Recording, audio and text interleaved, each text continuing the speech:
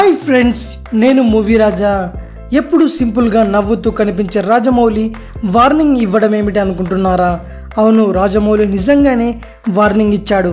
ఇంతకీ ఆయన వార్నింగ్ ఇచ్చింది మరెవరికో కాదు, ఆయన చిత్ర యూనిట్కు. దాదాపు నెల రోజుల పాటు షూటింగ్కి బ్రేక్ తీసుకున్న బాహుబలి చిత్ర యూనిట్ తిరిగి ఈ నెల 13 నుండి షూటింగ్ జరుపుకోనుంది. ఈ షెడ్యూల్లో అతి ముఖ్యమైన యుద్ధ సన్నివేశాలను చిత్రీకరించనున్నారు రాజమౌళి అండ్ టీం. ఇప్పటికే ఈ షెడ్యూల్ కోసం పక్కా ప్లాన్ వేసుకున్న రాజమౌళి ఈ సందర్భంగా చిత్ర యూనిట్కు ఓ స్ట్రాంగ్ వార్నింగ్ ఇచ్చినట్టు సమాచారం.